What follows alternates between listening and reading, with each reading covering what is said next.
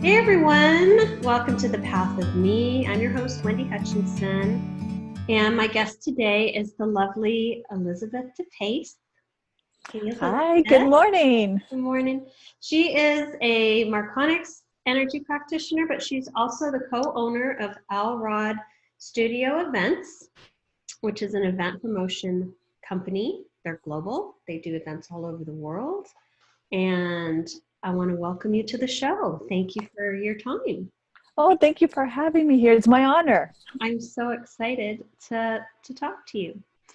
So let's kind of start at the beginning. You had a great and interesting childhood, actually. You were originally from Florida, I believe. Yeah, And then you had a pretty stable, the early years were pretty stable. And then it seemed like something happened and triggered a lot of moves for you. it did. Yeah. My parents divorced. This is many people's stories. But then my mother remarried and we ended up moving to Arkansas. And for a girl in eighth grade living in Miami all of her life, Arkansas was a bit of a culture shock, especially in the middle of winter. Oh my gosh. Wow.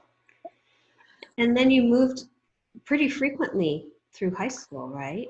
Yeah, there wasn't a whole lot of stability or structure through all of that because we kept moving from space to space, so to speak, city to city. Um, and then, and it's funny that this is where you went. Things unfolded in a way, and I only just now came to understand why. And I'll say this because you don't know this either. Um, After 10th grade, my mother pulled me out of high school Wow. and she to homeschool me because she didn't, with her strong Christian values, didn't want me to take sex ed in 11th grade, at which point I'm like, are you kidding me? Wow. So in 11th grade I got pulled out and for her to homeschool me. Mm-hmm. But the fact of is she wasn't capable of doing that. She was also homeschooling my brothers and that really wasn't being done. She wasn't really homeschooling me. So I finished up my 11th grade year and different situations, different things happening in my life at that time. I decided in 12th grade, let me go back to school. I moved out of home the day before I turned 17 Wow. and said, I'm going to go back to school. And when I went back to the school to register for my senior year, they would not accept any of the credits from 11th grade. And it put me in this position of, what do I do now? How do I move forward? And as I was trying to figure all of that out, things kind of roller coastered really quick and redirected me.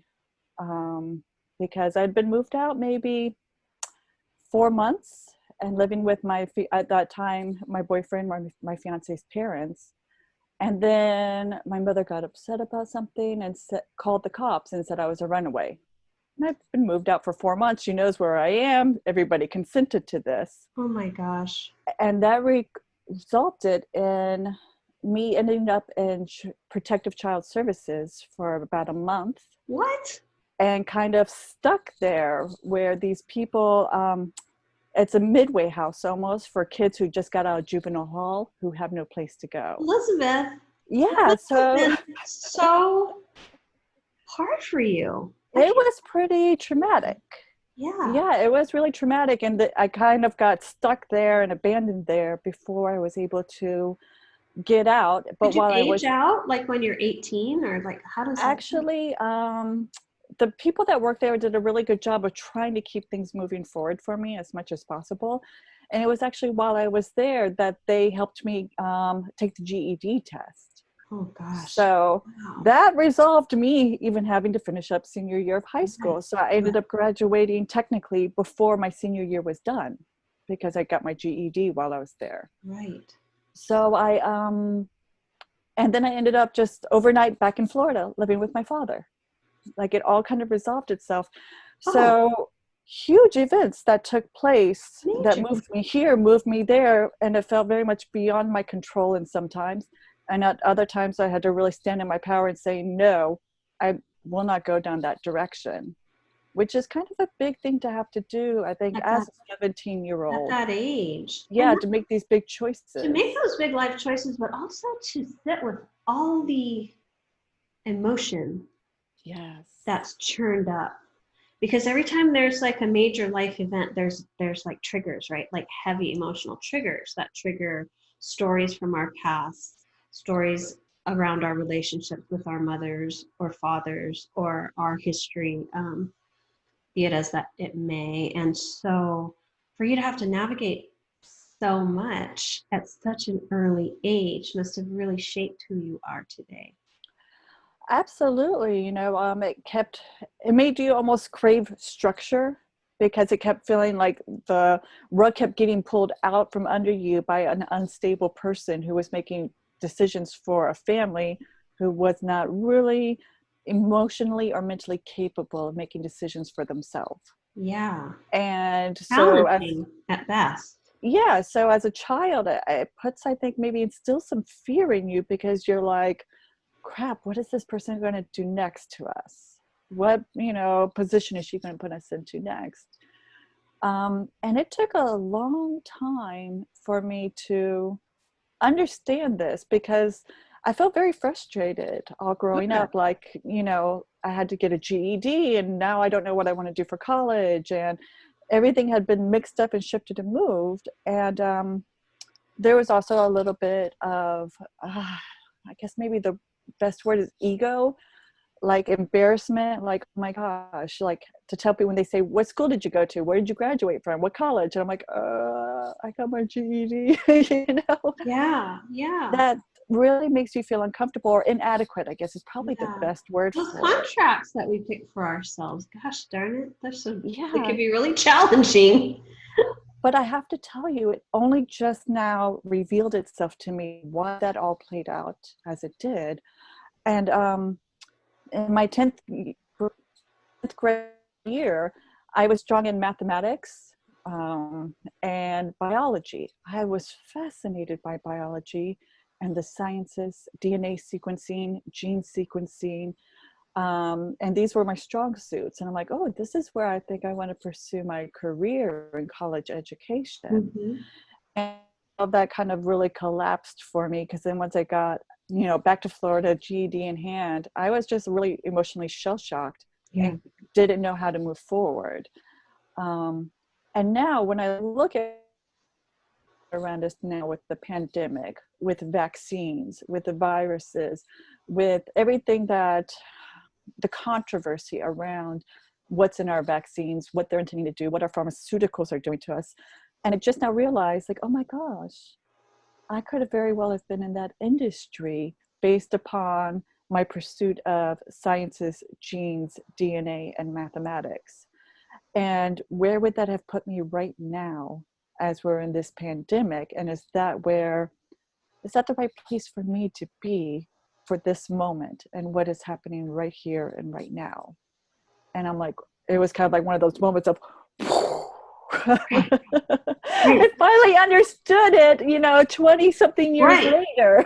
right. That life circumstances lead you exactly where you need to be, or choices that you make Right. take you exactly down the path that you need to go, even though it feels unconscious at the time.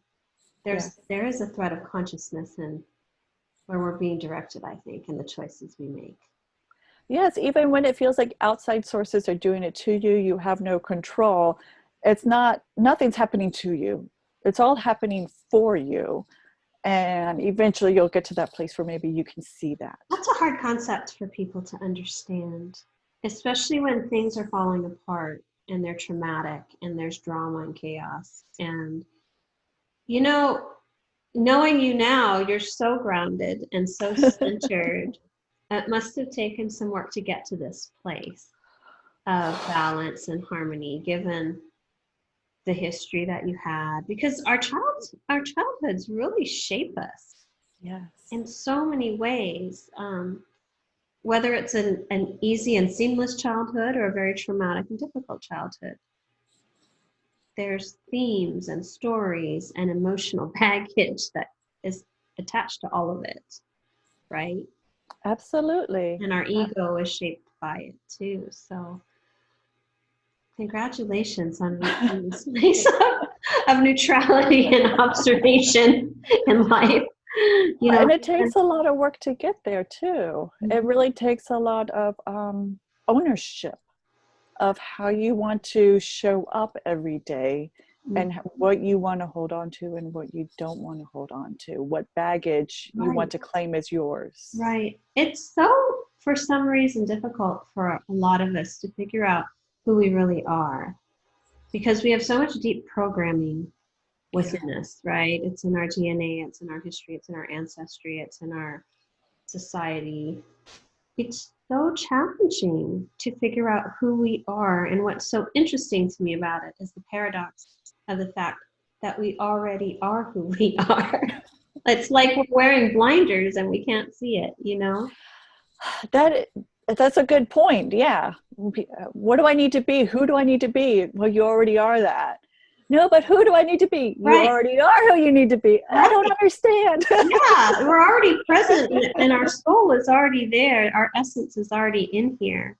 Yes. It's kind of buried somehow. And so to unpack it and to strip away all those, um, I don't know, vellum sheets is what it looks like to me when we clear Hmm. things.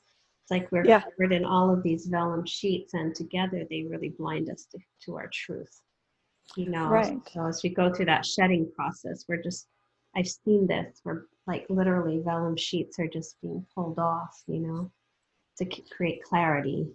Yeah. And Yeah.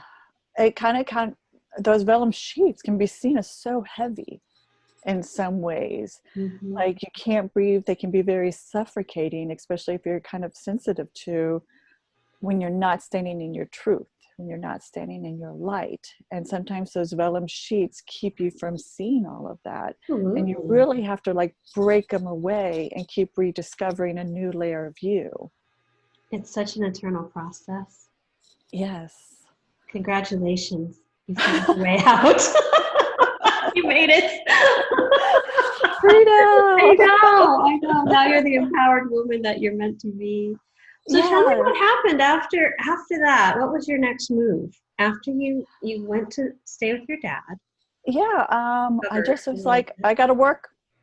So, and he's trying to tell me, you should be a dental hygienist. And I love how our parents have great ideas for us, right? yeah, and I'm like, I don't really want to be staring at people's mouths all day, every day for years of my life. Right. You're thinking And security and benefits. yeah, and I'm Right. like, that's not appealing to me at all. Right. Right. Um, and I ended up going into retail, and just because of my level of, I guess, maturity, responsibility, and the way I just take ownership of wherever I am, whatever I'm doing, I'm going to present myself fully and take Mhm. ownership of the position, the situation, really. And so I got into retail and quickly moved up into management. And this progressed for a large part of my life was being store managers in different retail stores at malls. Um, but I got to that point where I couldn't do it anymore.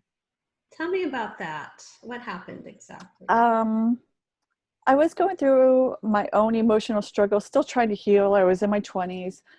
And I got to the point where I just couldn't function anymore. This all seemed like BS. What was expected seemed like BS. How exhausted I was, because when you work retail, it's not a 9 to 5. It's Right. today you're working 7 to 5. Tomorrow you're going to work 1 p.m. to 10 p.m. And then you have to be up the next morning again to work 7 to 5. And then you're off. And like your Right. schedule changes. There's no structure, which is challenging for me. I kind of need a little bit of structured stability in my Sure. life. Um, but I started having anxiety attacks, and I'm in my doctor's office and I'm just crying. And he's like, okay, you're depressed. Here's some antidepressants. And I'm like, okay, so we're doing this. And I start taking the antidepressants. I had a huge corporate visit that week. And I'm in the bathroom during the corporate visit, just like dry heaving. Oh my gosh. And I call the doctor's office and I'm like, I think it's a side effect of the medicine. They're like, no, you're having an anxiety attack. The medicine, you've only been taking it for a week. It's not working yet. And I'm like, I can't do this. Like, and I've had to learn to listen to my body, and every part of me is trying to tell me this, you got to go. This doesn't work anymore. And it was a learning experience that that I carried with me for the rest of my life when my body is speaking to me. So I walked out of that bathroom and I walked up to my boss. I said, I quit. Oh my God. What? So Wow. I don't know where I'm going. I don't know what I'm going to do. I don't have a job lined up, but I can't do this anymore. Wow. And Jeez, I can only imagine the look on your boss's face, like, people don't do that, right? yeah, well, you know what? I had felt like I was being pushed out and I didn't understand why. And of course, it's the universe pushing you out, but it's also whatever's happening. And like, I think it was a couple weeks later that the company announced a bunch of stores closing, and a bunch of managers from different stores ended up getting transferred to that store. And I was the highest paid manager in the region. So the sense of being pushed out was very real, Right. obviously. Right, tangible, for sure. Yeah. Were you married at the time? No, I was single. Single? Okay. But it took me to that next thing that I needed, because I'm like, I can't work retail anymore. I need office skills. I need a 9-to-5. I want an easier job. And as with most things in life, going to an office job, they did it, or any job, they didn't recognize or respect the skills that a store manager develops. Right. Between HR, security, you do everything. You do everything. Yeah. Exactly. And it's not recognized when you leave retail. So I had to take a huge pay cut to get into an office job, just to be able to gain some office skills, which that's humbling. Yeah, yes. But at the same time, I was just like, what? 9-to-5, and I'm not dealing with customers and shoplifters? This is awesome. I don't mind the pay cuts. Awesome. It's great. Oh my gosh. Sometimes it's one step forward and 2 steps back, but it's like this cha-cha, right, in life. It's like you're always kind of adjusting. Yes. You are moving forward, but sometimes it feels like you're going back. I liken it to like a bowling ball that's rolling. Yeah. It seems like it's moving forward, but it looks like it's spinning backwards. Right. Does that make sense? Absolutely. It's the perception. It's almost like Mercury in retrograde. It only is called retrograde because it appears to be moving backwards in the sky when it's not. Right. Yeah.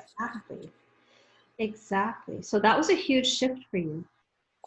It was, but again, it brought me to what I needed, because then after that, I went into, I got a job at Saks Fifth Avenue as the executive assistant. So now I'm back in retail, but luxury retail. Mm-hmm. And I'm working in the offices using my new office skills. And it was a great balance and a great harmony for me. And for the first time in my career, I felt really empowered. I felt respected and appreciated and loved. And I was like, wow, that's this so is cute. Weird. It was like I was working with some phenomenal people and just really appreciated, and they made sure I knew I was appreciated. Oh, that's so and I was cute. like, that was huge in helping to build a healthy self-respect, yes.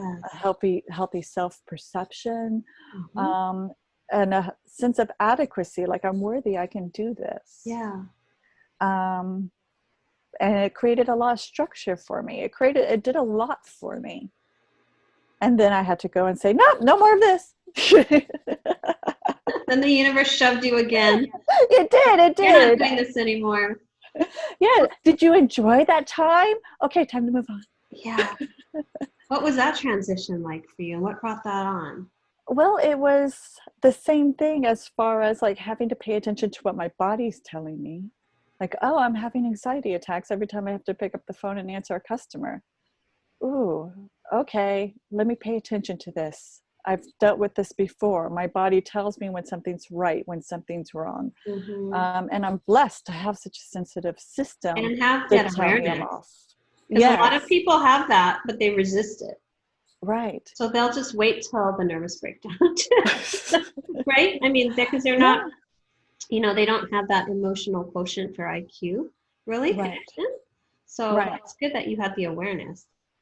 Well, and I think a lot of people beat themselves up. Like, oh, why am I having a hard time? And they take it personally as like I failed. And Yes, so, that's such a huge story, right? Is right, whenever your world's being rocked a little bit, we always turn it into a shame story or a failure story. right. And it's no, you're not failing. You've just not paid attention to all the other breadcrumbs you left for yourself along the path. Mm-hmm. And now we're having to let you know within your physical body because you're not paying attention to the signs on the road, so to speak, anymore. So once you can get to that point where you're paying more attention to the signs as they're revealed to you, then your body doesn't have to go into some type of weird shock Right. to Get your like say, like, attention. hey, this isn't working. Right. That's so true because all of us are receiving signs all the time. They're there. And a lot of times it's our fear, I think, that keeps us from saying, no, no, no, no, no. Or our self-doubt of like, no, I can't be seeing that right. That doesn't make any sense. That's not logical. The leap of faith is so powerful. Right, You have to be willing to jump. right. And that whole ideal of it has to be a logical jump, you know? Because I've made a lot of decisions in my life because, oh, this seems like the most logical path if I do this. You and a And billion other people. right, that logical path usually is not the right path. Right. It's the heart space path. Right. But we always have to make those logical decisions and watch how they don't come to fruition at all before we're like, oh, It all takes right. years, really. I mean, it took me decades to get to a space of trust and faith in my heart, Yeah. my truth, which was Yeah. always trying to get my attention. And I was so good at just like, no, I'm not going to look at that. I'm going to feel that because that doesn't make sense. Right. It doesn't fit into my perfect bubble that I would Right. create. You know? And then we start throwing in words like, I can't because. And then that becomes a programming and a blockage all of its Yeah. own. The When you say, I excuses. can't because. There's always the excuses, right? Yeah. That we create to remain the same, to repeat patterns that we know deep down aren't good for us, whether it's staying with the wrong person in a relationship or the wrong job, or not standing up to our relatives who are demeaning or disrespecting us. So many circumstances, right? Yeah. And those are the people who usually want change the most, but they have a challenge creating the change because they've kept programming those words into their head, to their lives, into their days. I can't because, I can't So because, I tell can't me because. how you unwound all that programming. How did you begin to deconstruct the programming and have the courage to make tough choices to move yourself forward? Well, with most people, the thing that propelled me into the biggest change of my life and to make self-change that was not the logical traditional path was, of course, a traumatic experience. And it happened within my marriage, within my relationship. And at that time, I had already started listening to Abraham Hicks and The Secret and the Law of Attraction. So when this big shakeup happened within my marriage, my first knee-jerk reaction was, how on earth can this be happening to me when I'm practicing the law of attraction? How did I attract this to me? Mm-hmm. Because this is some BS over here. Yeah. And I spent every single day in great appreciation for where I was in my life, that with this marriage, with this amazing person, in my job, and my house, and everything was so ideal and perfect and wonderful. How did I attract this? That's when it happens. That's exactly when it happens. When we get that false sense of security, like, all right, we made it. I can breathe. No, Yes. life throws you another curveball, and you're like, what? It's happening to me right now. Yes. And it just kind of said, all right, this is the time where you start throwing the traditional avenues out the window. Because you've made it. Here's your dream come true, this amazing house and the amazing neighborhood and your garden in your yard and the relationship, the job. You have it all. Are you happy? You achieved it. Now you have to achieve the next thing. And the next thing is going to be more real, and it's going to be raw, and it's going to be true to you. And it's going to be self-mastery, which is so hard to get to. That's such a tough journey, right? Yeah. So when this trauma happened, my husband took the traditional route for assistance, you know, with therapy and with groups and hypnotherapy and medication. Right. And this was the route he needed to take for him. And he was just like, I see you're in crisis mode. I need you to get help because you're spiraling. Mm-hmm. And I'm just like, I cannot go to therapy. That's not the right help. And I tried. I'm like, this is not the right path. It didn't resonate for you. No, and I knew it. Mm-hmm. And so I sought out a Reiki master who speaks with angels and guides and whatnot. And I'm like, I'm going to try this avenue over here of this different type of healing. And that set me on a course of learning to listen and tune in. So ultimately what happened, I remember I'd gone and seen this Reiki master a few times, and I've took some of her classes. And then at this one point, it was probably about 8 months in to us still dealing with this trauma and being in crisis mode. She said, well, let me tell you what I see. And she's never said that before, but she's like, this relationship's going to end. And that broke me down. Right. Because, and up to that point, I had been mentally breaking down the relationship. Well, if we got divorced, who gets this, who gets that? And kind of like almost deconstructing the relationship, the house, the possessions. I began deconstructing it till there was nothing left mentally. And then that only leaves the route of deconstructing it in the material and going down this divorce route. So when she said, actually the word she used was, this relationship has an expiration date. And that just broke me down. That was like the last bit that I could handle, like, oh, I can't keep this up anymore. Right. And it made me realize, as I had been deconstructing everything, I'm like, wow, I'm not ready to give this up. Right. I'm not ready to give up on this.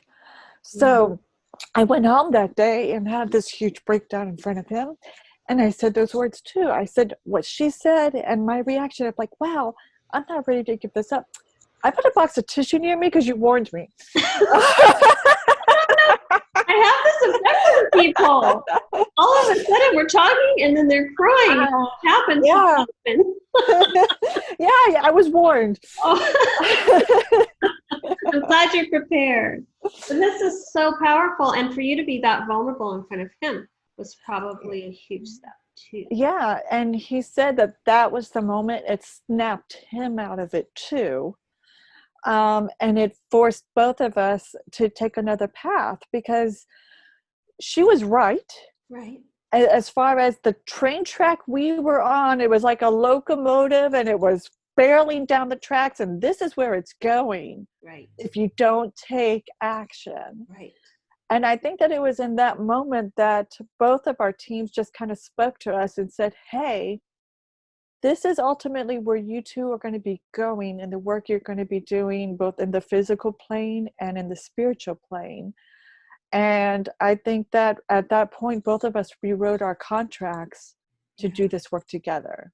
Yeah, which is huge to recommit, and also know that you can rewrite your contract. People think that it's a one and done linear direction and don't really have that understanding that there are so many timeline potentials and so many things happening, not only in a linear way, but multidimensionally, that can pivot and shift things on a dime, shift directions, shift who you are, alchemize a relationship that's in distress. So how powerful that you both had that moment together. And that we both had it, because it really does require both people to participate in that. And had he chosen not to participate, not to do his own health, growth and healing, all right, then the contracts would have been rewritten differently. but ultimately I'm still going to find my path. Right. It's just going to take a different route and it's going to look different. Right. But I'm so grateful that he stepped up, and he continues to step up over and over and over again. Yeah, and I think when you go through those challenges, because I've been married for 32 years and together 36, you don't go through that kind of life together without having your relationship come to its knees and a breaking point on more than one occasion. But it needs to. But it makes you stronger. It's kind of like in the healing, you knit together stronger, and you rise together. There's a recommitment, as you're saying, like a renegotiation of the contract, and I don't know, the bond gets stronger if you can overcome whatever it is that is presenting in the marriage or the relationship. Absolutely. And it has grown stronger, because where we see ourselves today, my husband's like, there's no way I could be living this life we live right now with you 8 years ago. It would have been too much for me. I would not be able to handle this type of intimacy, this type of closeness 8 years ago.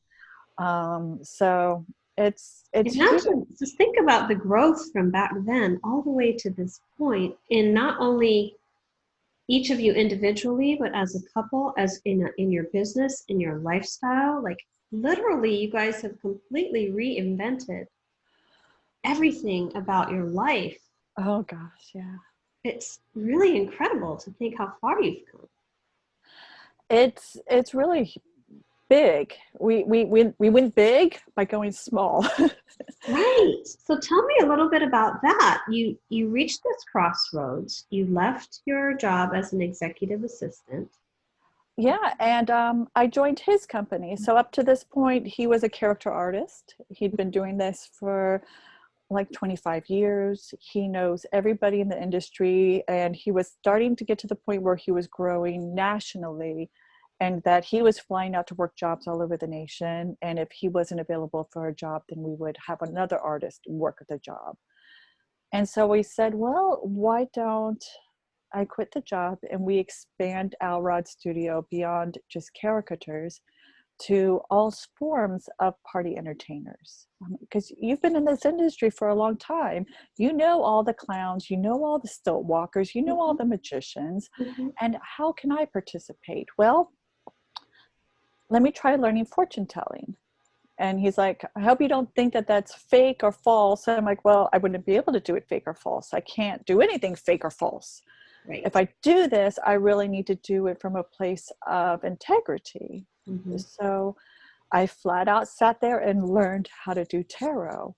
And it became such a great tool, a stepping stone for me, because it helped me open up that crown chakra channel.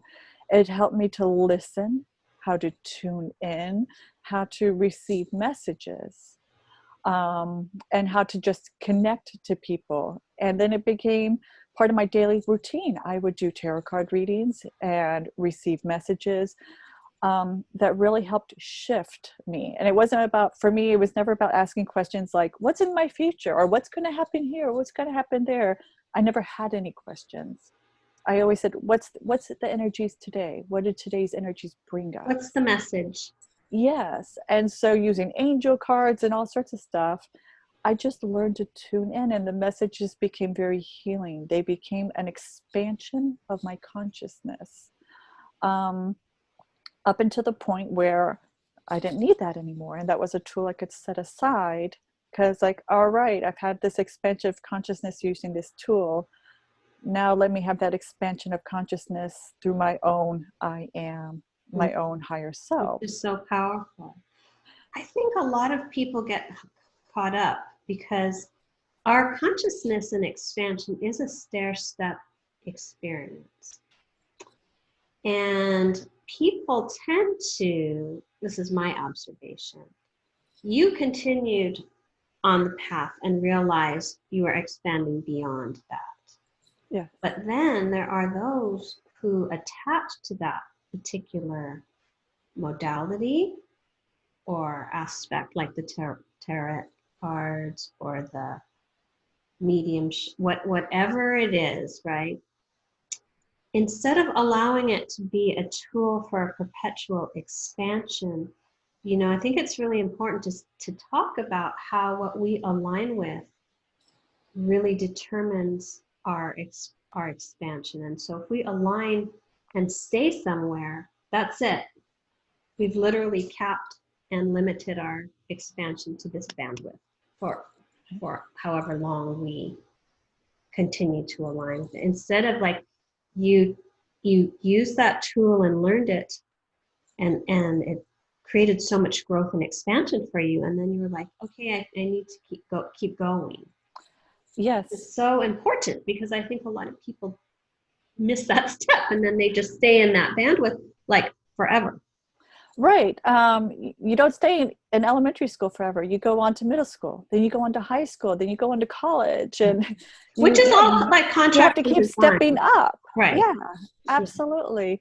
And I think what you're saying about identifying with it has been a very important aspect in my being able to grab a tool, use it while I need it, and let it go. It's because I don't identify with it. So I never felt comfortable being labeled as a psychic, even though like people are like, oh my gosh, you're so spot on, I can't believe you're doing this.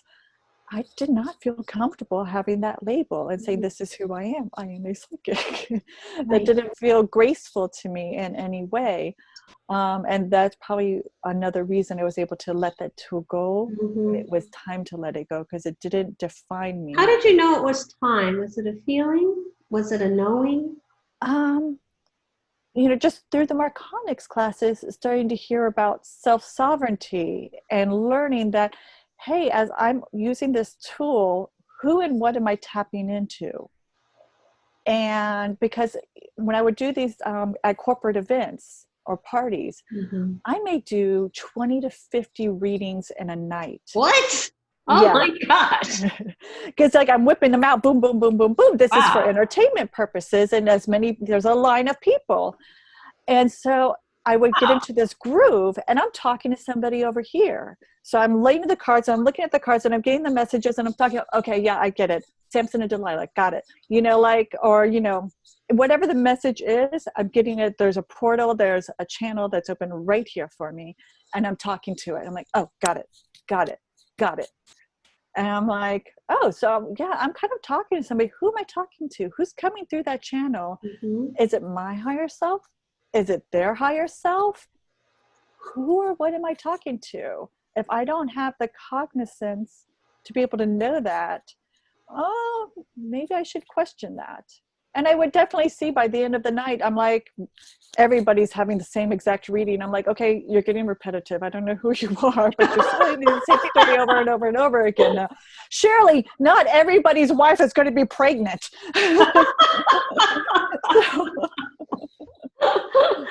Oh my gosh.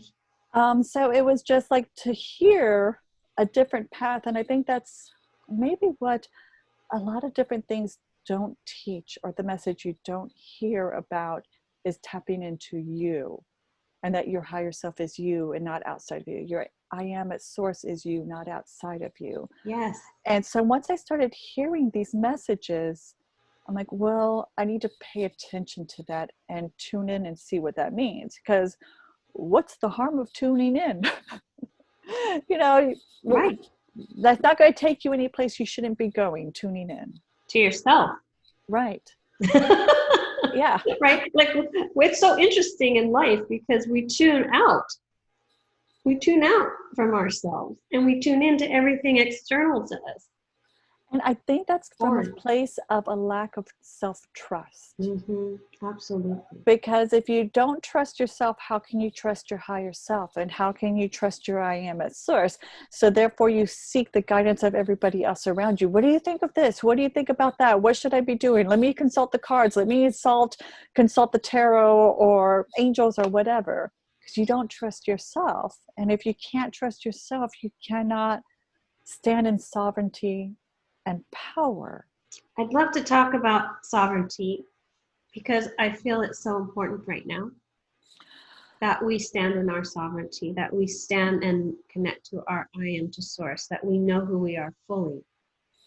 And people need to hear the that they can, through their own connection, be empowered and receive all the information they need to receive because it's coming from them. So there's a purity there, right? So how was it for you? How did you achieve this level of sovereignty and mastery of yourself?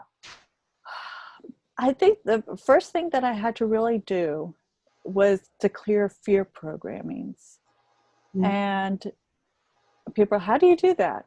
I quite literally said every single day in my meditation, as I sit in my I am, I clear any fear programmings running through my brain, running through my body, running through my cells, my light body, my DNA. I clear any fear programming. Mm-hmm. And then it turned into an awareness of what fear programmings were and where they were running in my life, such as simple things. When somebody says, I think I'm going to save this because you never know. And I'm like, well, think about that. I'm going to save this because maybe one day I'll need it. What you're quite literally saying in that moment is, I have a fear that there will be a lack of resources one day. I'm going to need this and have no way of reobtaining it. I may lack the finances, the resources, or whatever. And so I need to hoard this. I need to hold on to this in my life because I fear doing without it. Mm-hmm. And there's a fine line between that fear of lack of resources and actually being guided of, oh, no, keep that. You're definitely going to need that. Mm-hmm. Those are two, it's a balancing act of knowing different. what's what. The energy is different. So when you start realizing, when you start saying, I'm clearing the fear programmings, then you start recognizing what was fear Where is it showing up in with. my life, right? Exactly. And then as you start clearing it more and more, you're standing in your own power now. And you start to realize, I protect me. But it's a message you don't hear in your religions, you don't hear in mainstream media. I don't know that there's even a lot of education or talk out there about what standing in your sovereignty looks like. And I think that that's because we as a collective are having to relearn what standing in your sovereignty looks like. Therefore, you cannot refer to a book and have somebody tell you, this is what standing in your sovereignty looks like. We are defining it by learning it. Absolutely. Each person is required to learn it. And it's not, like you said, going to come from a text. It comes from personal experience and connectivity and intention and clearing and all of the things you're speaking about. It's like reading a text and having the knowledge and then embodying the message and being the fullest expression of what that knowledge is. I mean, I know a lot of people who can recite to me all types of things that they've memorized, whether it's from the Bible or it's a quote or a message or something that was resonant for them. And they can rattle these things off as if they're just absolute masters of knowledge. But there's another level to it. Yeah. Which is a mastery and embodiment of all that you are. And stepping into the power of that as your I am to source. Right. It's being that which you have read, going past the point of, oh, I read this, I know it. This is knowledge I have. Now you need to be the knowledge. You have to practice it, and practice it means applying it every single day. Every day, almost every moment of every day, right. Every thought, every alignment, every choice. It's like this eternal process of almost choosing what we're going to align with and then energetically releasing things that aren't in that alignment. That's kind of how it presents to me, like just the shearing off of everything that doesn't align, and then you become more aligned within yourself as you do that and go through that process, right? Absolutely. Well, even like when I call in at nighttime, my shields and my seals, I say, as I lay here in bed and I'm escorted to sleep, my body is safe and protected. And then I started getting the image of my body is safe and it's protected by me. Mm-hmm. I protect me. Mm-hmm. It's not, I'm not calling in some outside source to come here and protect me. I protect me. Mm-hmm. And aha, I have that realization now. Here's another level of my sovereignty and my mastery. So powerful. Right. And even when you talk about the changes that happen within people's lives, they don't realize the changes by them. I see so many people who are so afraid of change. Right. And it's like, the change is not being done to you. It's by you, for you. For you. Right. But it's by you. You are creating the change Right. for you. Nobody's doing it to you. That whole piece of creating awareness that people are actually, they don't understand, it seems, that change comes through deconstruction. Change Powerful. comes through releasing. Mm-hmm. And it's not this beautiful unfolding. No. In human terms, it's a mess. It feels like a nervous breakdown. It feels like a panic attack. It feels like you're holding onto a cliff by your fingernails. And right, because you're not flowing with it. Yeah, it's going to feel traumatic. And the longer you deny the inner pull to honor the change, the more traumatic the reality is that you're going to experience. Yeah. Get your attention because you continually ignore the signs, right? Oh, yeah. And I think that's a level of mastery that both my husband and I have learned to listen to. Huge. And he has beautiful divine guidance and he listens to it. And I've watched from the very beginning how that divine guidance has led us to one great situation or set of circumstances after another. We've had so many amazing experiences together in life because of his divine guidance that he listens to. That's so amazing. I love that. Yeah, so I'm so lucky to have that kind of person in my life because I've learned a lot from him about following that divine guidance. I think you learn from each other, right? Yes. Oh, yeah, absolutely. I mean, I think a huge shift that we should talk about is your whole lifestyle change. You guys decided. Yeah. This is such a cool story. You guys decided to downsize and get an RV.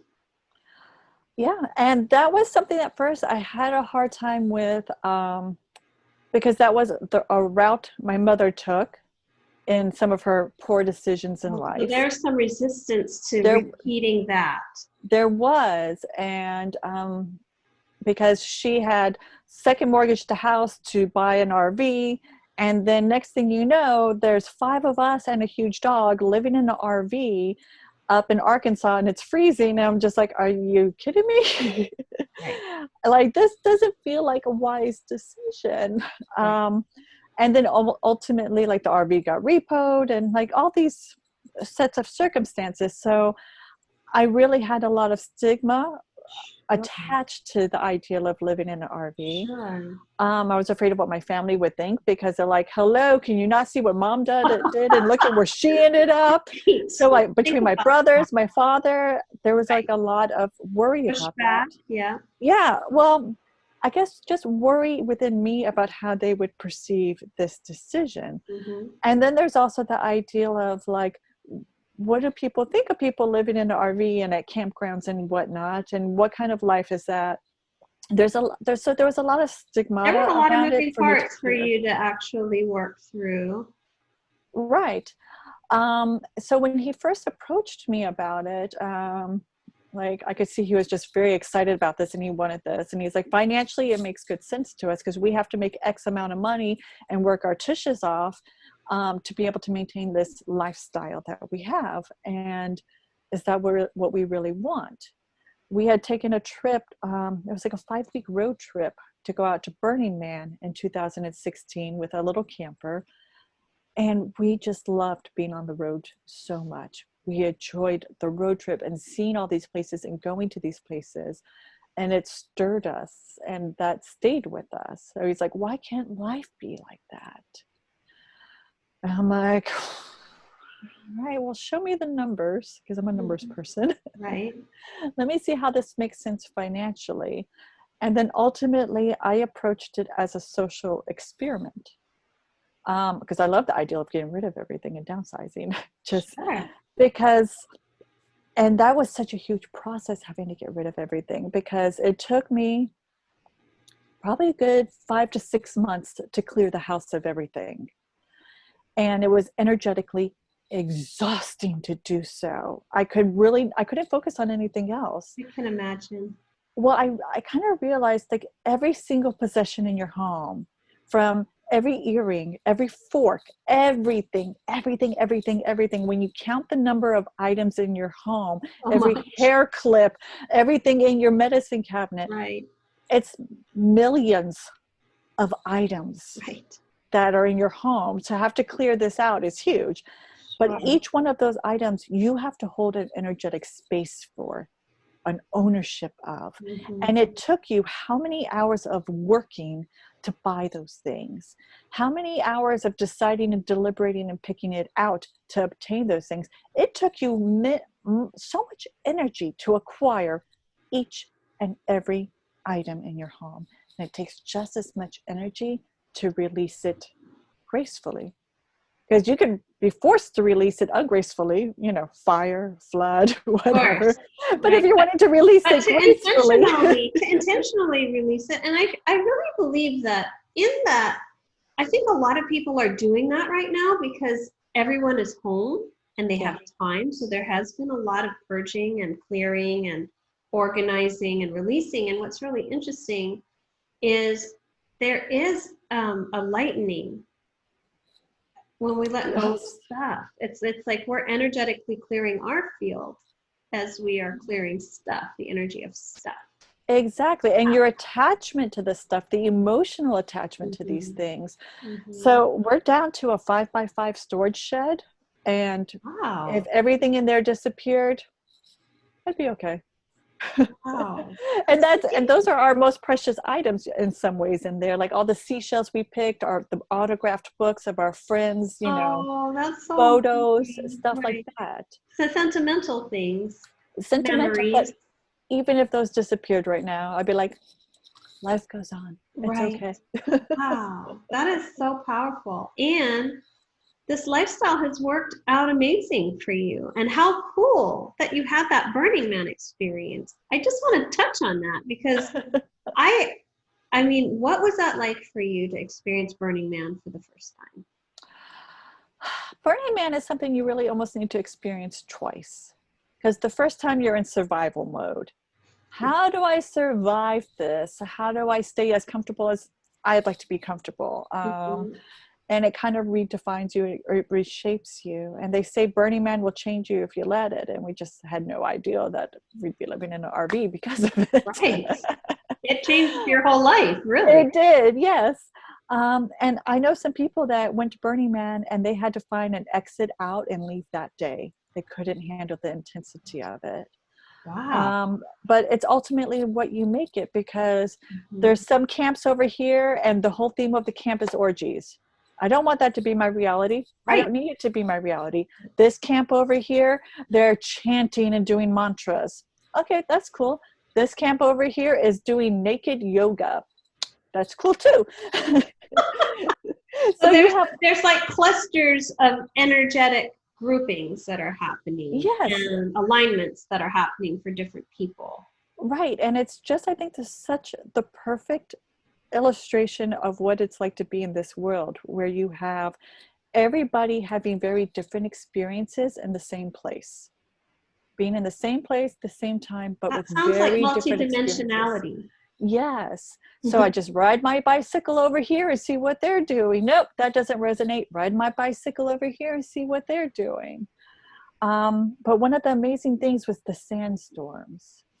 because the Right. sandstorms would come out. You're in the middle of the playa because there's like this big open area where you'd ride for a while and see an art installation, ride for a while, find another one. But then the sandstorm comes up and you can see nothing around you. And I can't see Al, who's bicycling right next to me because the sandstorm is so thick. Wow. And the wind is picking up from the sandstorm. So I don't need to pedal my bike. My bike is just going along like a sailboat. I don't need to do anything. And I can't see him. Once in a while, somebody will just come into view and go right by me and keep going out of view again. And we're ringing the little bells on our bikes, playing Marco Polo. So we know that we're near each other. Oh my God. And then up suddenly looms in front of you a giant wooden temple. And it's like, ta-da! What? It's crazy. Yeah, it's just like the most bizarre, surreal world. But it's ultimately, as with all things in life, it's what you make of it. It's how you participate. It's how you join. It's what you want it to be for you. And what are you going to learn? Life-changing, for real. Yeah. So if we were to ever go again, I think our focus would no longer have to be on surviving it. Do we have enough food? Do we have enough water, shelter? Mm-hmm. And would be more so about participating in it wholeheartedly. I can just hear our souls saying that, like, okay, so that last life, I survived it. How can I go into this next life and really enjoy it wholeheartedly? And experience it fully, right? Yeah, exactly. Right.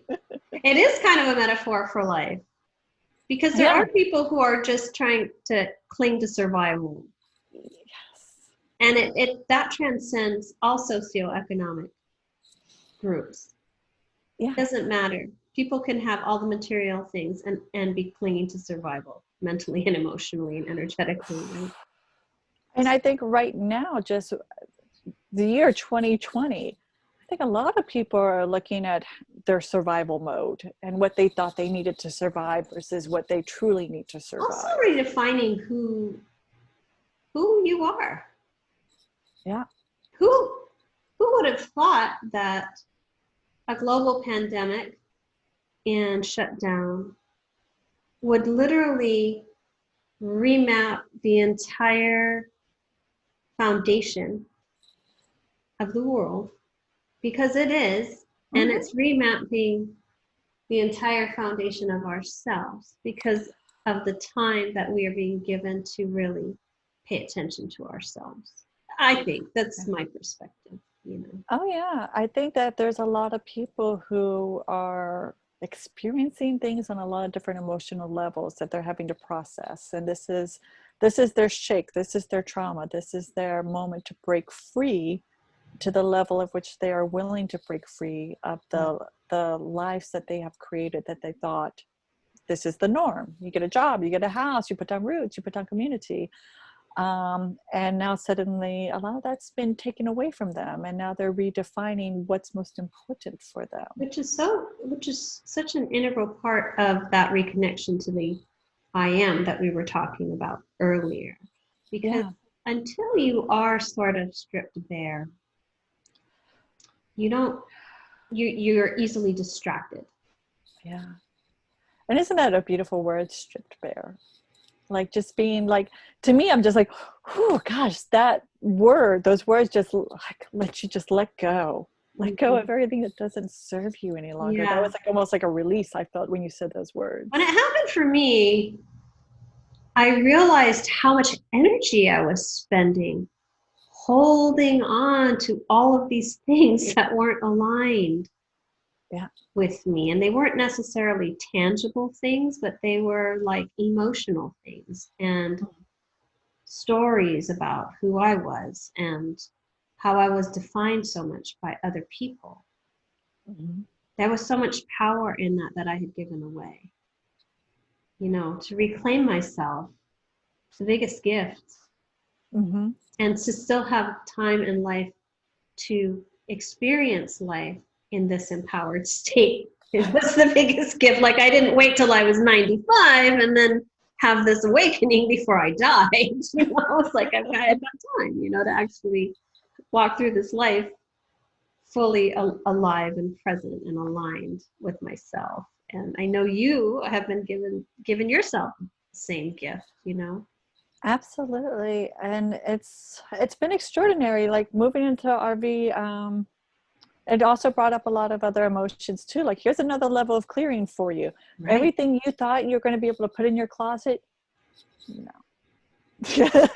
Everything you thought you're going to take with you, no, that's not going to happen. I bet you get really clear about what you need and what you really want, because you have what you really want. Yeah. Nothing extra. Yeah. And that first year, I think we did what a lot of people do their first year of going full-time RV, is that how much can we see and how much can we do? And so we moved a lot and we saw a lot of different things. And like what we saw that first year was extraordinary and emotionally and physically exhausting for me. And so you kind of learn a little bit about yourself, and being the sensitive, energetic light worker that I am, it was really hard for me sometimes and can be very exhausting for me the days that we're moving the RV. Because I'm feeling the energetic shift and change from one state to another or one city to another. And it just like, it can knock me out emotionally, physically, and everything. So to be able to have less travel days, we learned. You're also working. You are also working. So you have the daily grind. Yeah. In addition to the very physical tasks that are required to break down camp, to pack everything, load everything, drive, travel. It's a very different kind of exhaustion, I'd imagine, and also a different kind of lifestyle. Yeah, and that's what I think a lot of people don't get, that they're like, oh, that's for retired people. We're not retired. We're still working. It doesn't feel like we're working this year, because what work is there? There's no parties this year. I know. How have you adjusted and adapted to this change? What are you doing with your time? What have you learned about yourself? Well, earlier this year or late last year, we kind of said, we looked at our money situation. And at first we were looking at this whole year, and I was getting guidance late last year saying, we need to move very little this year. We need to be very cautious this year. I think we need to keep everything to a minimum as far as everything we're doing. I feel the need to not move so much. And now, of course, we understand why we felt the need to play it safe this year. Right. But then we also thought about our finances, and we're like, how do we turn more of our gross into net? How do we keep more than 35% of what we're making? Right. Because we're making good money. We don't need to find tons more business. We just need to convert more gross into net. Right. So what seemed to be logical, that word logical, was that I start drawing caricatures also, because we have a strong caricature business. So I started trying to learn how to draw caricatures early this year. And while it was very, very logical, my heart's not in it. Right. It's not my passion. So when all this free time came up, what am I doing with my free time? So I should be learning to draw caricatures and strengthening this. And I am not enjoying it. And I'm just not doing anything. I'm resisting it. I don't even want to do it. So I'm not aligned. Because I'm not pulling out my pen and paper, and I'm not even trying. You're writing a lot of beautiful stuff. Oh, thank you. You're a great writer. That requires an energetic space too, a certain mind place to be in to write. But that first month of quarantine, I think both of us were just like, vacation. Slow down and relax. Yeah, we sat in the sun. We just enjoyed. We decompressed that first month. And it was by that second month that my husband's like, I need something to do. So he started working on his graphic novel. And I'm in his way, because now I want attention and I want to talk, and he's focused on his graphic novel. And I'm like, so what do I do with myself? Right. So by that second month, I was pretty darn bored, and he's trying to smother his frustration with me. Right. You live in close quarters too. It's not like you can both retreat to your own floor, or there's not a Yeah. healthy separation. The large, He can take the front of the RV, I'll take the back and go watch a movie. right, right. So I said to him, I need a hobby. And he was very quick to say, yes, you do. Like, oh, okay. Message received. Yeah. So I was like, you know what? Let me try crocheting, because I didn't want to do puzzles, Mhm. because I've They seen take up, myself with, they do take huh? up space. They take up space, but also I've seen myself with puzzles. I'm obsessed. And I will spend every waking hour I on this finished puzzle. one last night. Yeah, I'm like, I'm sorry, I can't feed you dinner. I'm doing a puzzle. And this will go on for days until the puzzle is done. I And can relate to that. yeah, but then I have my puzzle done, and then what do I do with it? Right. Now I have to tear it apart and put it back in the box. What the actual heck? I wasted 2 days of my time to destroy something and put it back in. What a waste of my energy. Who thought of this crap? At least with crocheting, you can wear it, you can gift it. There's a purpose. Yes, Yeah. I have a final product. I can create whatever I want. There's a book that has over 200 types of stitches in it. Wow. And so I'm like, wow, there's endless possibilities here for Elizabeth. So that's what I've been doing lately. And I have to tell you, this skill set has opened another pathway for me. Are you still there? I think you're paused. Oh, I don't know. I don't know Oh, how there, I see you I now. froze Okay, somehow. I you're think back. I hadn't moved enough so that the screen froze. I was so But engrossed in your story. it created a new level of consciousness for me. So as I take this one string and I create an elaborate pattern, I'm like, wow, this is one super long string that I am creating something with, and it's all interwoven. And if I snip it right here, everything unravels. And oh my gosh, look at the This is interconnectivity like a of all metaphor of for us. life Yes. in your So creations. I see it in my dreams, and I start seeing, instead of like geometric shapes, I'm seeing crochet pattern shapes. And I'm seeing the connectivity and the Wow, squares and everything. And I'm like, wow, this is creating another level of consciousness for that's me. cool. Even in dream state where I'm seeing, maybe like in the garbage or in the toilet, lots of like snipped threads. Like, oh, look, I purged another layer. I cut another layer of threads that were binding me and threw those away. Yeah. So it creates this whole different level of imagery when you can learn something new and I expand think your we're doing consciousness. a lot of clearing in the dream state. I feel like I have been doing so much in the dream state lately. In fact, I'm physically exhausted during the day. I don't know what I'm doing up there, but I'm doing a lot because I'm really tired down here in my human life. Um, Yeah, and also, I think we're holding a lot of frequency, we're anchoring a lot of light. yes. Frequency, higher vibrational frequency is hitting the planet, and many of us are contracted to do that, to really anchor that frequency in for others. And it's been taking me down. I can't say I've been, radically productive. Cannot say that. I've just been really, really present. Hmm. And I quiet. had like that aha moment maybe some point last year where, because I'm very cognizant of that I'm working Right. in my dream state, Mm-hmm. and I'll be working all night long, and I'm so Mm-hmm. cognizant of it. And yeah, there's days when I wake up and I feel like, yeah, I was working 12 hours straight in another dimension, and I'm exhausted for it. Or I'm battling something, I'm doing intense work, whatever it is.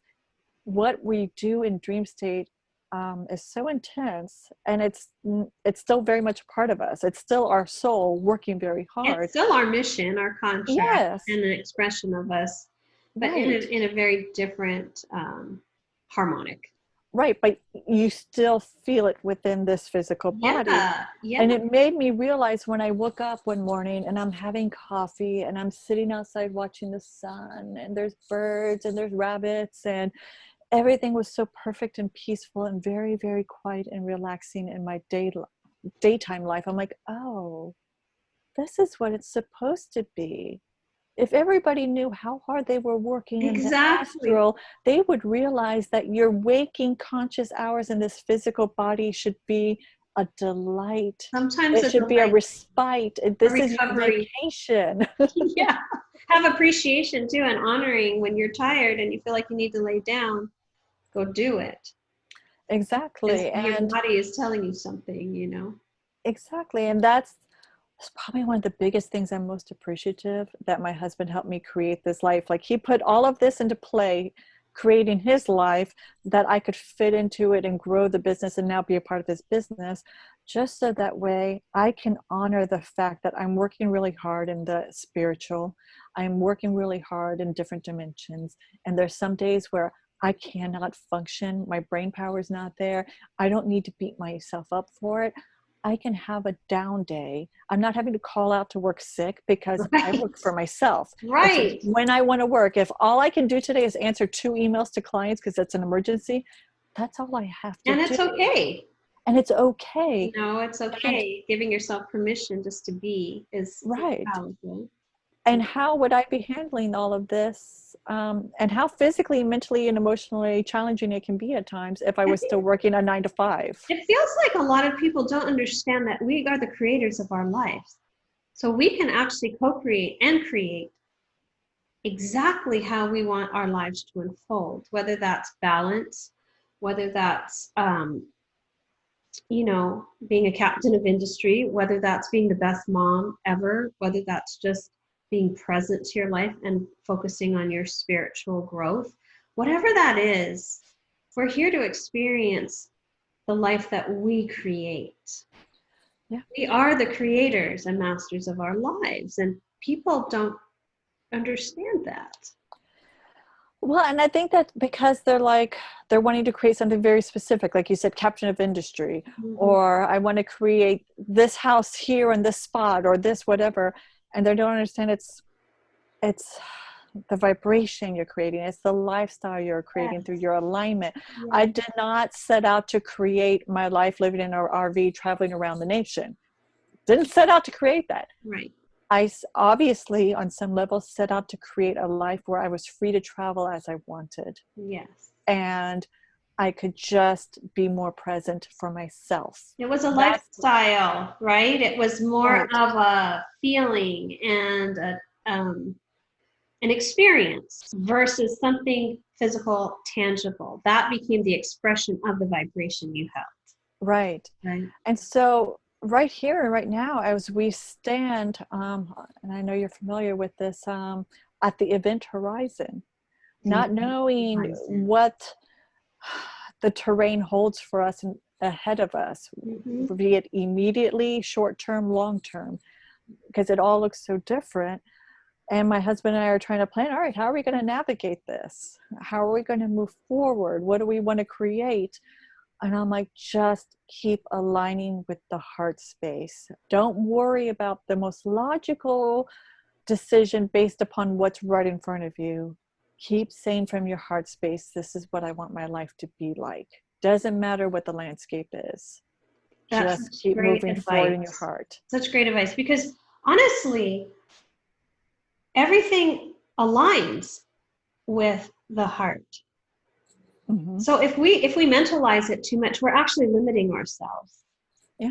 to that mental construct. If we are just completely embracing that emotion around who we want to be, how we want to feel, what that day-to-day experience looks and feels like, that's going to shift things, and everything will reposition and align to manifest in that way. And it's often such a surprise, and it's so far beyond what we had ever could have conceptualized or conceived. Like, you probably could never have imagined this life in an RV, but being so fulfilled and loving Yeah. your experience because it aligned with your vibe, right? Mm-hmm. And There so, was, yeah, there was a point, I had gone to a tarot card reader, and like I said, I never have questions. So she's like, ask some questions. I'm like, how can I be of service to the universe? And I think it took her by surprise. She was like, right. People don't ask me that. They want to know about love, money, children, blah, blah, Right, blah. right. This is the only question I have. And she looked at me and she said, you are of service. And it's like, oh, I'm already doing that. I'm already of service. All right, well, then I need to see, then it became a change in my verbiage, my communication with myself. I want to know what it is I'm doing. I want to be a little bit more cognizant of what the work that I'm doing on these different levels. So when we were in the RV, and even Al said, like his words to me were, I feel we need to do this, not just for the monetary reasons, but because I feel something's coming for you as far as the work you're going to be doing, and you need to be mobile. And so I'm like, all right. So when I sat down and I had read the clarion call, I like immediately said, oh my gosh, this is it.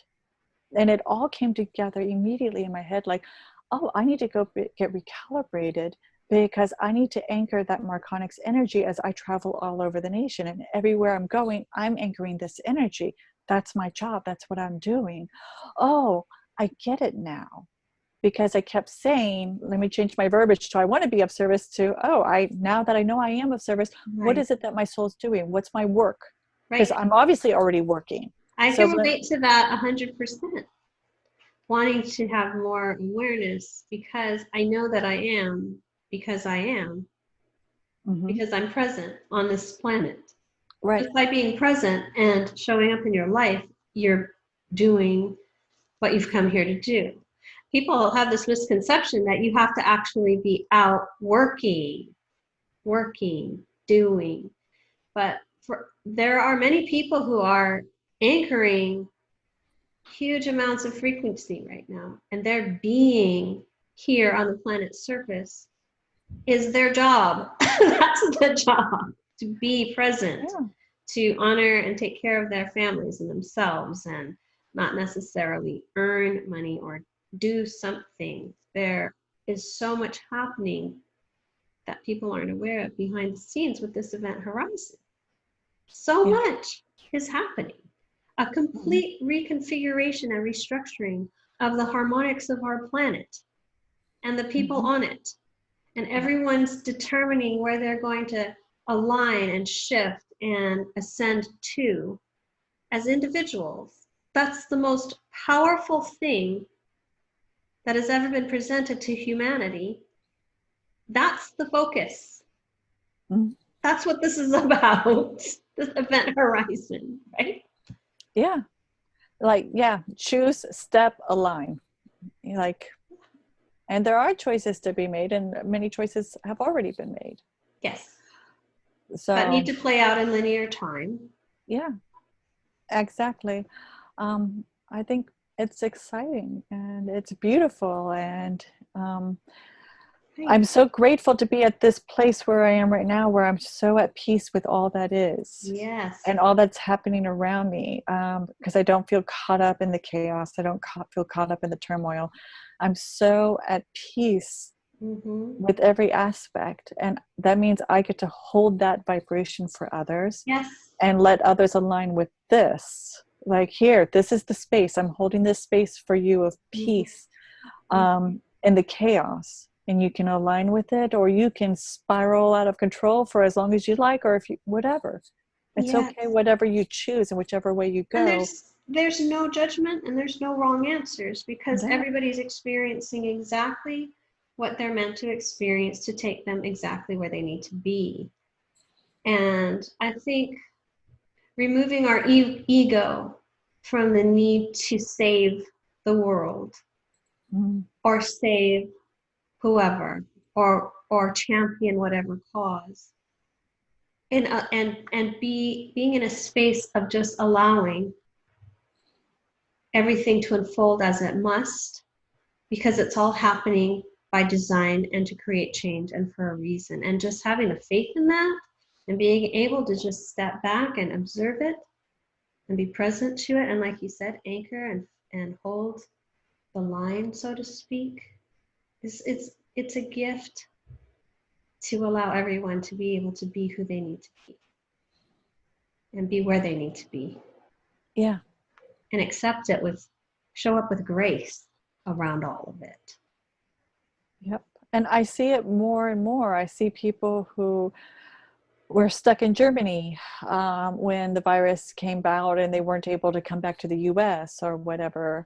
And they're so frustrated that they're missing this or they're missing that. I'm like, your higher self knew exactly where you would be at this moment. Mm-hmm. You are where you should be. Mm-hmm. Don't worry about it. And I see it unraveling more and more. Everything is as it should be. Yes. Everything is as it should be. More faith is required. Mm-hmm. Right? Yeah. That we're going to be taken exactly where we need to be. And resistance only creates more discomfort. Yeah, I've seen that with my life when I've resisted versus when suddenly I just gave in. Mm-hmm. And I've seen that in other people's lives where they maybe resisted until something was really forced upon them because they resisted too long. Yeah. And so I'll always choose the most graceful way. I'll always choose to listen. Yeah. Because it's not. You give yourself a lot of trauma. Yes. By tuning into yourself and following your heart and really holding your alignment and standing firm in who you are and knowing why you're here and listening and tuning in like you're saying, it's the biggest gift. And I just hope more people can find themselves through this process, because there's nothing like it. It's so empowering. You become unbreakable and unstoppable when you stand firmly in that column of light, and you're so connected to your higher self, to source. Absolutely. I have to say, like, through this process, the biggest things that I have experienced, first of all, was a release of anger. Because once you're able to see all is as it should be, and you're not a victim, nothing's happening to you, mm-hmm. there's a lot of anger that gets released out of you because you're just so at peace. And it's nobody, like when people are like, no, I'm not trying to offend you, and I'm like, you so can't offend me. Like, it's just not even possible anymore is to offend me. Right.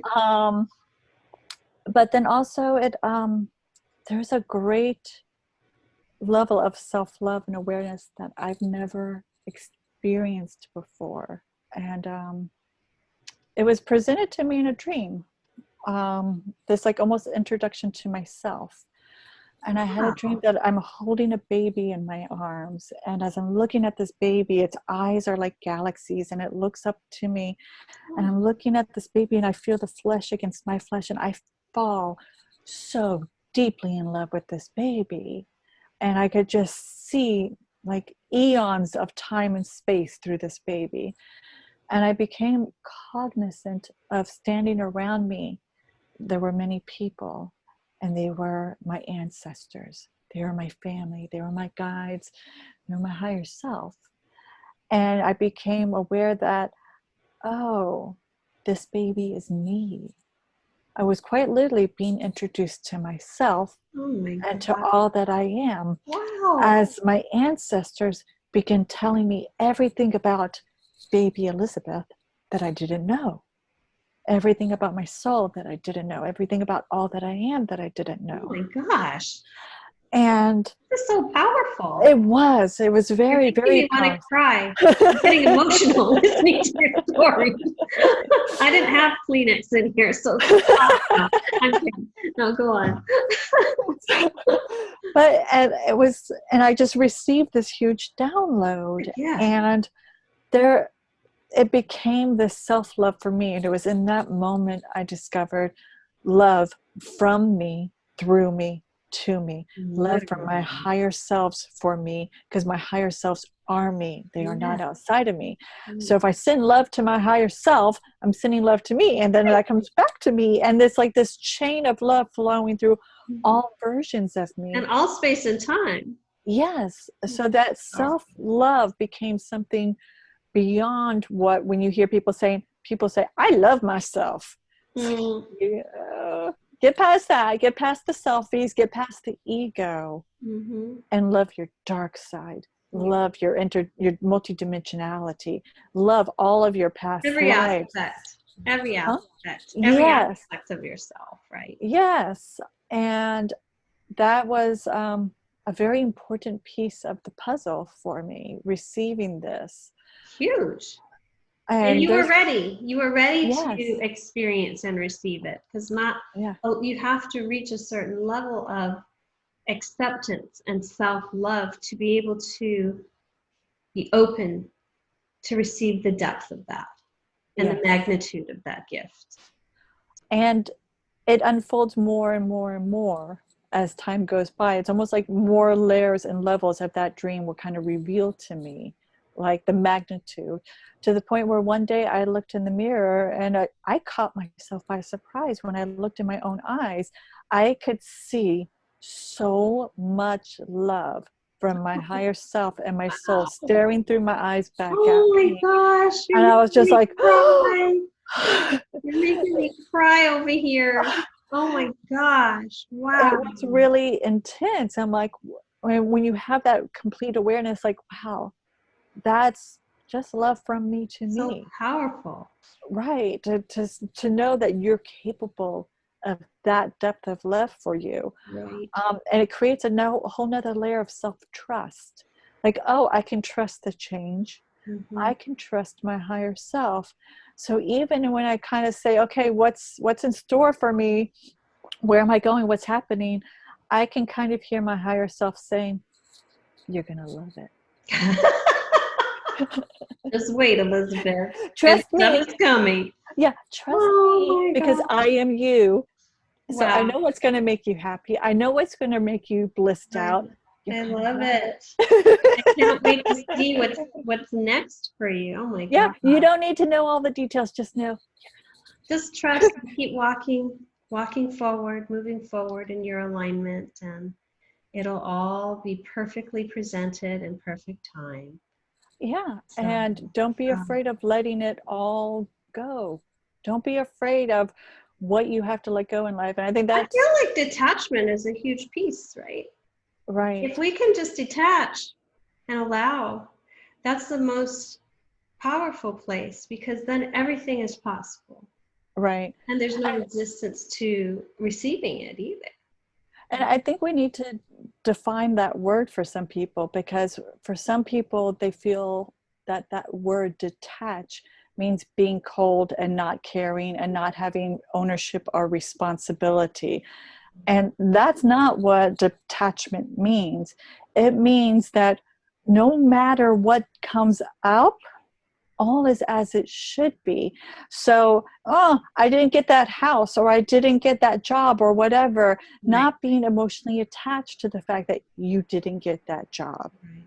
It is all as it's supposed to be, and just keep flowing with it. So the next thing is going to unfold that is even better or more aligned, right? Exactly. Whether so, and yeah, not a relationship or whatever it is in life, right?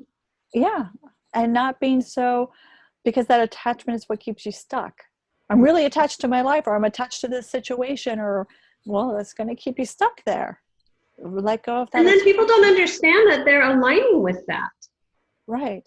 The more you resistance, or even not making a decision, is choosing alignment. Mm-hmm. By not taking a step forward, you're aligning with remaining the same. Yeah. It's a choice. So that's something to think about, right? And I even had to have my moment of being detached from my husband, and that there was one point where I was having a lot of anxiety about the lifestyle and being in the RV and all the moving. And we had a few really tough driving days. And I was just like, I don't know that I can do this. But I hear my husband saying his soul needs this. And I would not deny that man what his soul needs in any way. So I presented it to him like, hey, is this the point where maybe we separate for a little bit? Feeling a great deal of confidence that even if we did separate for a little bit, together. like I have great love in my heart for this person. He has great love for me, and that is not going to dissipate or go away. Right. I have this friend, and he is my friend, who is so solid in my life that even if he's going here for a while and I'm going here for a while, this is okay. Mm-hmm. So I felt really confident in making that offer to him, not as a form of like, oh, we're going to divorce or whatever. Like, Right. But just to do you get need to have saved. this experience for a Right. while? And do I need to have another experience for a Yes. while? If that's what's needed, that is okay. And Right. I'm all right with that. And he's like, I'll choose you over this at all times. Oh, I'm like, well, thank you. wow. That doesn't really solve this at the moment. So I kind of Well, had to go, you well, know, I think the thing about you being in the RV is you're really forced. You're really forced to stay in it and work through it because there's nowhere to escape to, right? right. You're But that there. also created the feeling of being stuck. Like, oh my God, am I stuck in this lifestyle? Right. Am I like, how do we get out of this? How do I get out of this? Oh my God. And there was like a freak out mode. Went down the rabbit hole. Yeah. So I really had to like sit for a moment and just talk to my team. And when I say my team, like my higher selves and whatnot, I had to say, look, if this is what I need to be in for what's coming, you need to make me okay with this. Right. I need to be at peace with this. Something's got to shift and change within me if this Right. is where I need to be for what's ahead. And that happened. I was able to like, and it almost felt like a programming too, a program of being stuck. Mm-hmm. And it There's felt a false. clearing that came up from that. Yes. You cleared something there.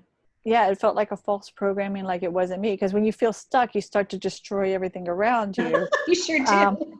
And check in first. Like, is that a genuine feeling of being stuck, or is that a programming? Is that relationship supposed to be destroyed? Right. Because there is a difference between letting go and letting change happen, or destroying because you feel stuck.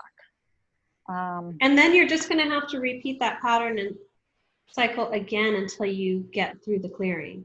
That's Right. why a lot of people are on this hamster wheel of patterns that repeat, because they haven't learned to actually get curious and actually break out.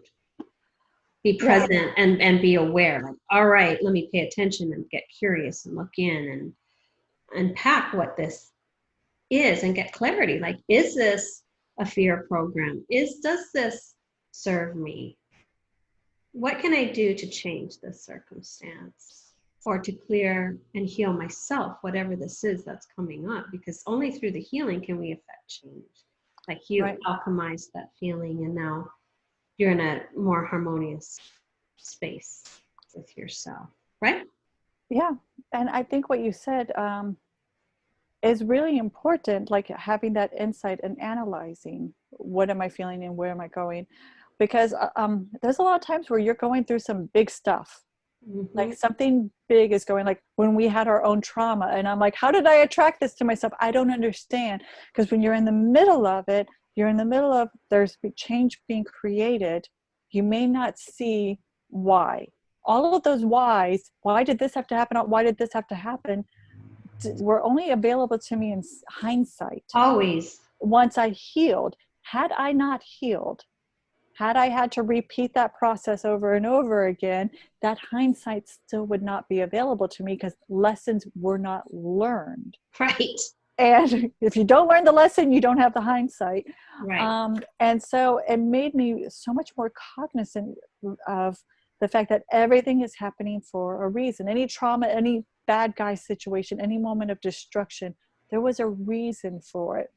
So if you can gauge where you are in the healing of it, like I'm still angry, I'm still hurt, or I'm not angry, I'm not hurt, but I'm not ready to forgive or look at that very closely just yet. Or, yeah, I'm fine, I've forgiven it. Or ultimately that you've gotten to that place of, I am so grateful for the lessons and everything that it held for me and how that played out, and that I learned my lessons. There is no bad guy. There's nothing to forgive. Everybody played the role that they were supposed to play. And I am grateful in my heart for it. That's a huge aha moment when we reach Right. that space, because you heal trauma Right. by reaching that space. And so if you're not at that space yet, you still haven't finished the learning process. If you're still in that angry, hurt place, you're still learning your lesson. If you're in that, I'm not ready to look at it, but yeah, okay, I'm kind of okay, you're still processing the lesson, because these lessons do not happen right away. But They once happen you, over time, that's for right. sure.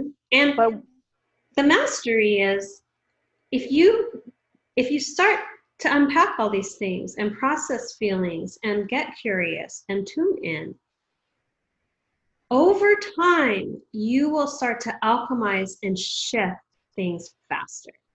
They'll yes, process faster. It won't be months. It won't be years. It'll be a day, an hour, a moment. You start to master the alchemy within yourself and the processing of your emotional body and emotional stuff and programming and releasing it faster.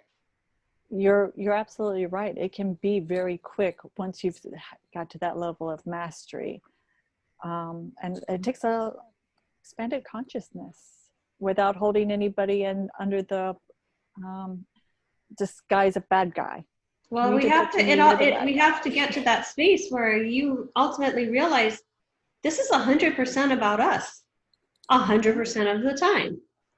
Yeah. This is our issue and our wounds and our things being mirrored to surface, to heal, to clear.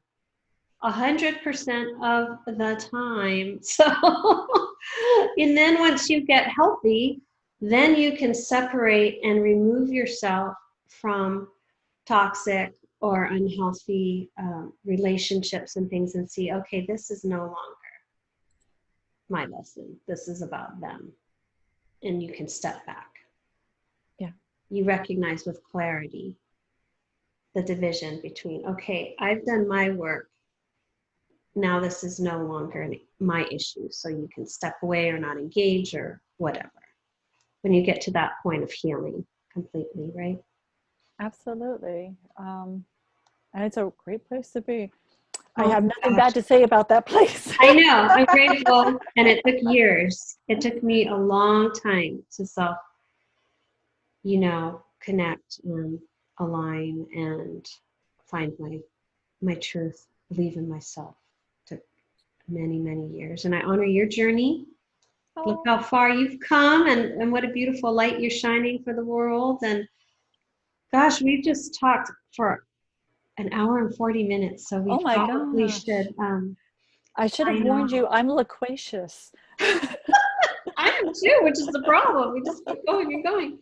But Elizabeth, thank you so much for gracing me with your presence today and all your stories and wisdom. And just, it's been such an honor to have you on the show. And I appreciate you being here. So thank you. Oh, thank you. It's my honor, and I'm so glad I get to spend time with somebody as beautiful as you. I just love your energy. And there's been times where I've listened to your podcast where I was just like having a rough day, and I just put on your podcast and I would just listen to it, and just the frequency that you carry just brings so much healing to the moment and peace to the moment. And thank you for what you bring to all of us. That's so kind of you. Thank you so much. And I appreciate that. And to my audience, thank you all for joining us today and hanging with us. I hope you got some nuggets of wisdom from my beautiful guest. Be kind to yourselves. Love yourselves through this process, and we will see y'all next time. Bye. Bye, everyone. Bye, Wendy. Thank you so much. Bye, Elizabeth.